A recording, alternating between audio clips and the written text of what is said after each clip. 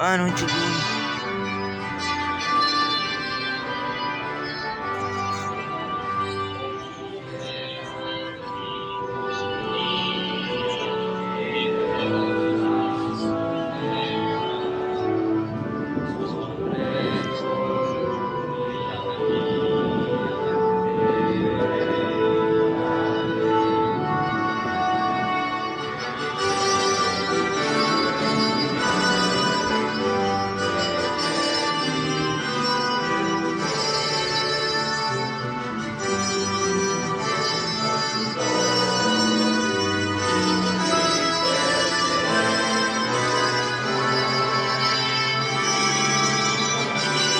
حافظ على الكرة، التمرير بالعمق، التمرير بالبينيات، كل هذه شفناها في كثير من المباريات. نتمنى اكتساب الثقة في مبارياتنا الاستعدادية إلى أن نصل إلى المونديال بحول الله في بل بقي في الدوري الإسباني، وذلك بسبب التاريخي اندورا قبل ذلك، وقبل أن تستقل نادي اندورا بقي في الليغا الإسبانية لكن بدرجات متدنية لأن وصل به الحال إلى الدرجة الثانية، وخسر من مونتينيغرو بهدفين مقابل لا شيء، 4 خسارات متوالية بدون أهداف.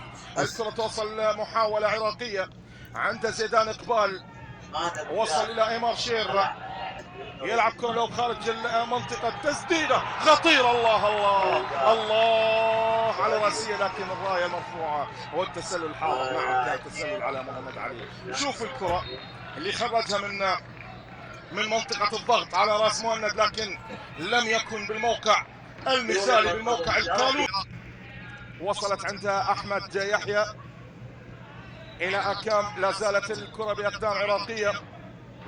لم يسبق لنا أن واجهنا منتخب أندورا أبدا، لا بالشباب ولا بالأولمبي ولا حتى بالمنتخب الوطني. هنا انطلاقة موجودة، محاولة لمصلحة منتخب أندورا، لف ودوران حاضر من جانب لوبيز رقم 10، هو يعدل أخطر فيما بين لاعبيهم، الكرة بها عرقلة، بها خطأ، الحكم يأمر باستمرار اللاعب بنية الادفانتج. الكرة أمامية عند علي يوسف، هذا اللوب اللي أحكي لك عنه، الكرة مقطوعة من حارس المرمى، تحولت إلى رمية تماس. 20 مصر 29. دعونا نكمل. هنا كرة موجودة لإيمار شير، تحويلة للجانب المقابل، علي يوسف بالمحاولة، تحضرت بهذه الصورة، التسديدة، وين التسديدة، وين الصناعة، وين الشوت الحاضر، الله الله الله الله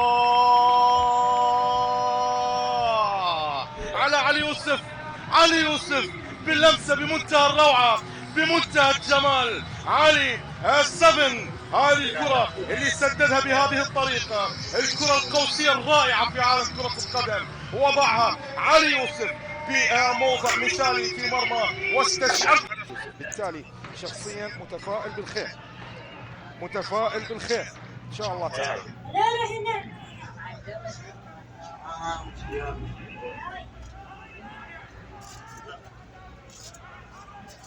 كرة للمنتصف ليوئيل جويلن، محاولة لمنتخب اندورا، انطلاقة موجودة لكن تغطية دفاعية جيدة من جانب مصطفى سعدون. عادت إلى كوميل، ميثم من الجهة المقابلة،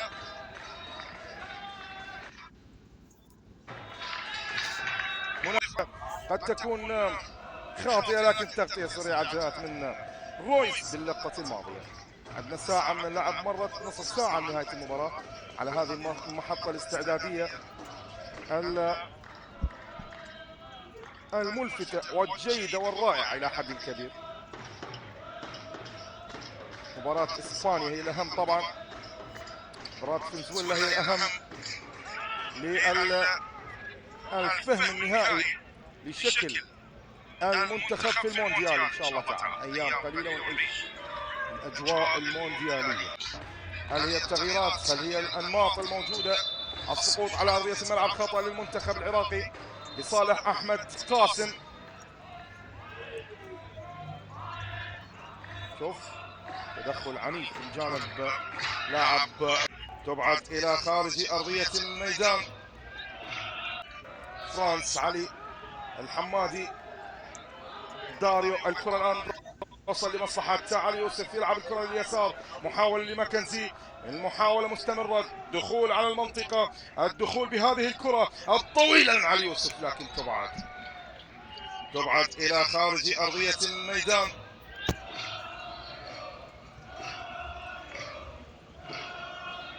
داريو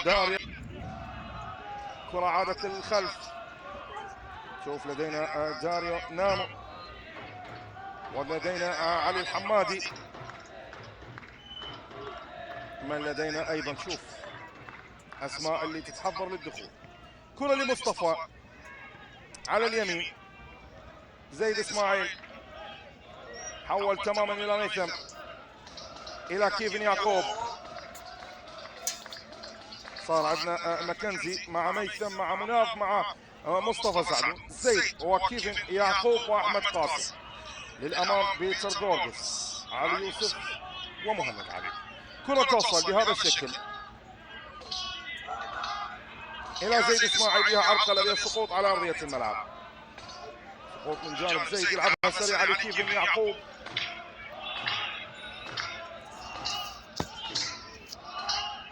كلنا ثقة بالأسود. مناف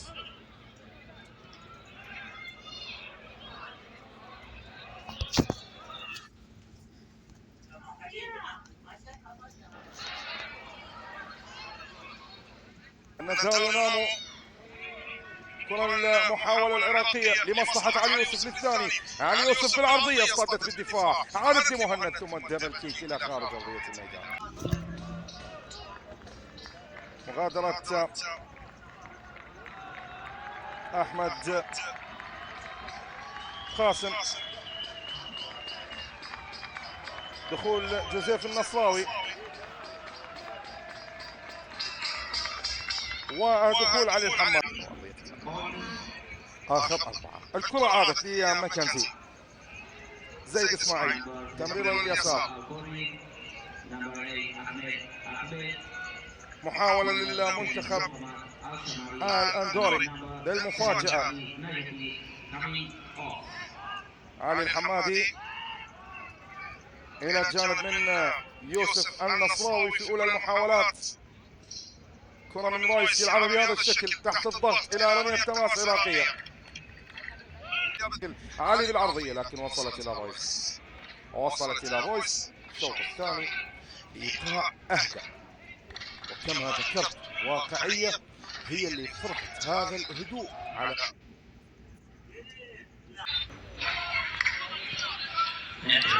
شدة على مرمى أوتري مولانس، سيلفان لوبيز، هوكو فيريرا، من غادر أرضية الملعب في تشكيلة منتخب أندورا، دخول خوربي أريز، سان نيكولاس وجيرالتو. لدينا ثلث ساعة متبقية لنهاية المحطة الاستعدادية الأولى للذهاب إلى مونديال 26 مونديال العالم.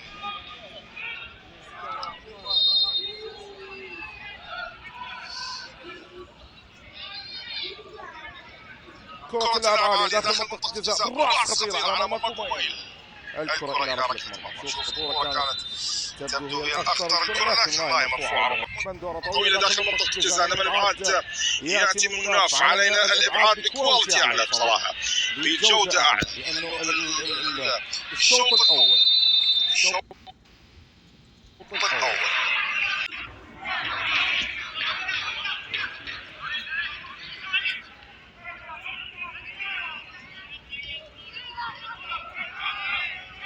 تماس يلعب بشكل سريع من جانب منتخب أندورا،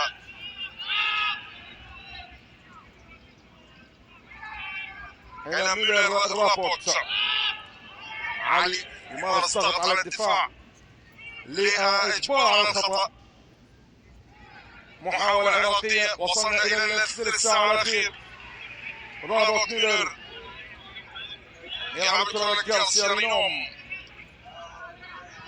محاولة من اليسار إلى بول، لكن أخطأ في إبعادها مناف، المحاولة عراقية، ميثم بهذا الشكل أبعدها،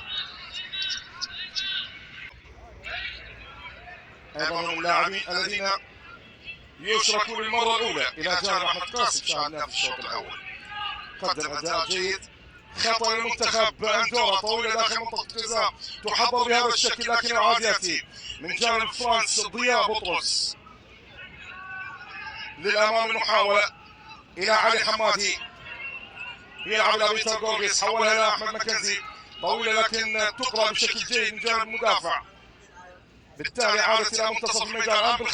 الان بالخطا هذه كرات علي، يلعب الكره علي، العرقله والخطا لصالح الحمادي، وبالتالي فاول للمنتخب العراقي. نعم، فاول لعلي الحمادي لاعب راس الحديد. عمر، نعم، مباراة بوليفيا، مباراة المميزة في التاريخ العراقي، مباراة في الصباح الباكر، مباراة سجلت فيها أهداف رائعة، مباراة التأهل للمونديال. الآن كرة لمصلحة المنتخب العراقي، كيف على التنفيذ يتقدم من خلالها، الكرة تستهدف بهذه الصورة، ولكن كرة إلى ركلة مرمى. كرة من بيتر جورجيس كان إلى جانب. لنهاية هذه المباراة سقوط لصالح مناف بالخطأ الظاهر أمامك في الصورة. يوم الثلاثاء إن شاء الله القادم، يوم 9/6 مباراتنا مع قبل ذلك الفئات ان شاء الله في تصاعد، في حالة ايجابية نتمناها سويا، نتمناها معا. كرة الخلفي مناف، محاولة للمنتخب العراقي، لمسة في المنتصف عند زيد، يلعبها بهذه الصورة ضائعة إلى بيتر إلى علي الحمادي، يتركها للجانب اليمين. المحاولة به كرة عرضية، الرواسية حاضرة، لكن رويس في الكرة الماضية. نعم، كان حاضر اللقطة الماضية.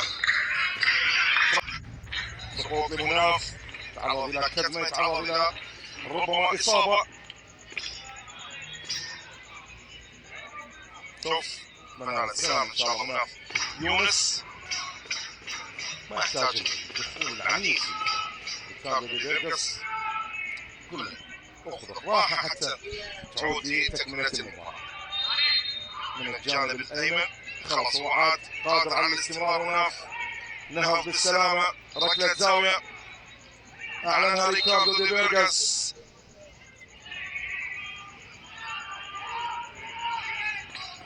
كرة بالعمق توصل لمنتخب الدورة، حذاري من هذه الكرة، لكن شوف كوميل بالتصدي الرائع. الآن كرة بها ارتداد، بيتر جورجيس المحاولة تترك لأكيف يعقوب، انطلاقا من منتصف الميدان، ارتداد عراقي لتسجيل الهدف الثاني. كيف بالسقوط على أرضية الملعب بالخطأ في منتصف الميدان مع البطاقة الصفراء على لاعب منتخب الدورة. بطاقة صفراء على لاعب منتخب الدورة رقم 5 غونزاليس ادريو لوفيرا. شوف الدخول كان من جانب كيف يحقق فوز على جامبيا ب3 أهداف مقابل 1. البوسنة مع مقدونيا الشمالية سيلعبها في مساء اليوم في 9:30. هذه أبرز المباريات الموجودة. خطأ للعراق لكيف يعقوب، عادة الخلف مع الاستفادة من الزيادة العددية كما ذكرت. شوف الفاول التكتيكي اللي حصل كيف يعقوب قبل الكولينج بريك. فرنسيا إلى مناف، يلعب الكرة اليسار عند ميتم جبار، ينتظر مساندة أحمد مكنزي، العودة للجانب الأيسر. علي الحمادي سقوط في منطقة الجزاء، في منطقة منتصف الميدان على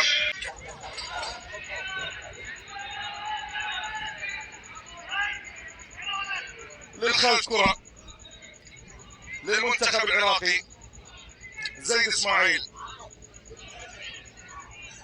زيد كيفن داريو ويوسف النصراوي وبقية الأسماء في الشوط الثاني.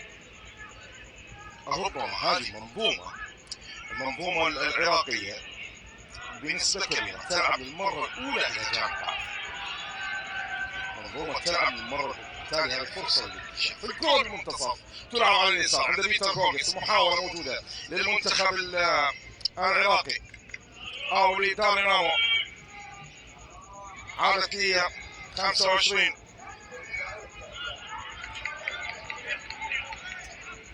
لا زالت مستمرة.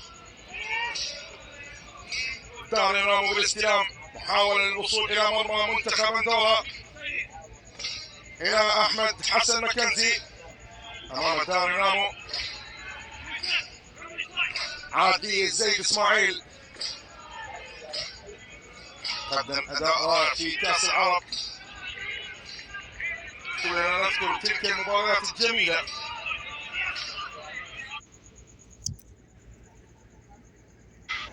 لميسم جبار،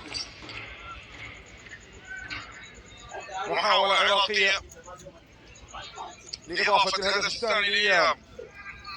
طمأنت الجماهير بهذه الفترة من المباراة. كرة فيها سقوط لكن لم يكن سقوط بجانب أو بنوايا الخطأ. توصل بيتر جورجس إلى كيفن يعقوب، وصلها إلى يوسف نصراوي، لف ودار المهارة، سيطر على الكرة بشكل ممتاز عند بيتر جورجس. لا زالت المحاولة عرضية مدفوعة تسديدا للهدف الثاني. لا زالت الكرة بها خطورة. علي الحمادي، عادل كيفن يعقوب، استلام لم يكن بالصورة المثالية، لم يكن بالصورة المثالية. راجع لزيد إسماعيل، تحولت اليسار، إيقاع عراقي جميل في هذه الفترة من المباراة. طويلة على الراس، على الراس الاستلام، على التسديد المحاولة لبيتر جورجيس الهدف الثاني، لكن عادت لم تكن بالصورة المثالية، لم تكن بالصورة المثالية. يعني تقريبا الدقيقة ال 35، نعم 35 دقيقة من الشوط الثاني لم يسجل الهدف الثاني. أخر كثير، شوط تكتيكي أكثر مما هو يعني بنوايا التسجيل ربما، أو نوايا الوصول، أو نوايا التنفيذ الأخير. لكن كل هذا قراءات شخصية. كباتن الكرام إن شاء الله تعالى في نهاية المباراة سيتحدثون بشكل مستفيض مع الزميل العزيز سيف الباشا عن المباراة. زيد إسماعيل المدافع وابعاد من جانب مناف، وصلت إلى كيفن يعقوب.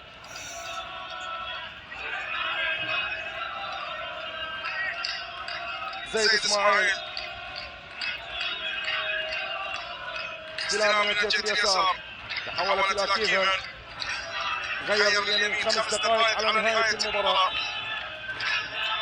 أمامية توصل ليوسف نصراوي،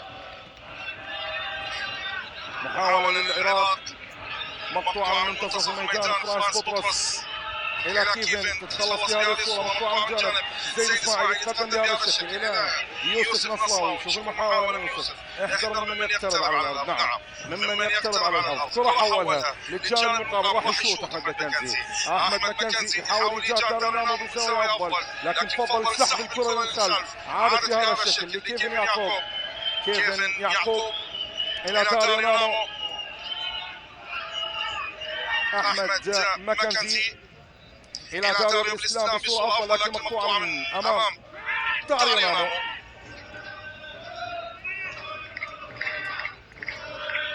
رمية تماس للمنتخب العراقي. يامر باصرار اللاعب، لا وجود لخطأ بكرة نجائية. منتخب أندورا عرضية، لكن إبعاد من جانب الكويت إلى خارج الغرفة. هلا بعد الكويت مرت من كثير من الاتصالات في الفترات السابقة، لكن أثبت جرأة. شوف أبعد هذه الصورة. العراق الزاوية لمنتخب أندورا، الحاذر من المفاجأة أمام هذه الثقة العالية.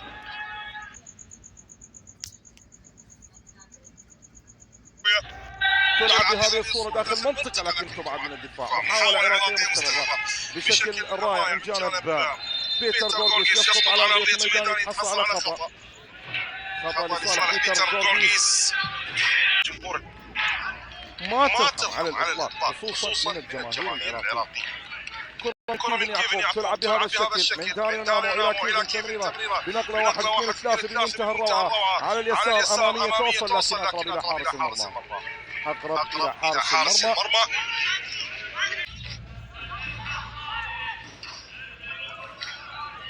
إلى فرانس بطرس، يلعب إلى يوسف نصراوي. عادت للدفاع العراقي. ميثم جبار الى كيفن يعقوب، خلص الجهه اليسار عند ماكنزي، محاوله عراقيه، يلعب الكره بهذا الشكل بمبكر الى علي الحمادي، لكن لم تكن بالصوره المطلوبه. مره اخرى مقطوعه من منتصف الميدان، مطالبه بالضغط اكثر على من يحمل الكره في منتخب اندورا. الى ماكنزي حاول سحب هذه الثقه العاليه من جانب منتخب اندورا. التركيز على الدقائق الاخيره. زيد اسماعيل الى فرانس بطرس، يلعب بهذا الشكل، وانتو من الجهه اليمنى. فرانس سقوط على ارضيه الملعب، خطا، اخطاء كثيره ارتكبها منتخب. درجات الرابعه والخامسه والثالثه، يعني ممكن الثانيه حتى في الدوري الاسباني. يعني هذا التنوع اللي موجود في كره قدم اندورا، تنوع متواضع بصنوق قوه ومكان الضعف، شارفت على النهايه. الليله محطات اهم في قادم الايام القليله، وصلت الان بهذا الشكل. محاوله لداريو لبيتر، عفوا، وصلت الى زيد مره اخرى، الى داريو رامو، مقطوعه بهذه الصوره. اخر نصف دقيقه مثيره ايها الاحبه، مثيره ايها الاحبه. عرقله خطا على داريو رامو في اللقطه الماضيه.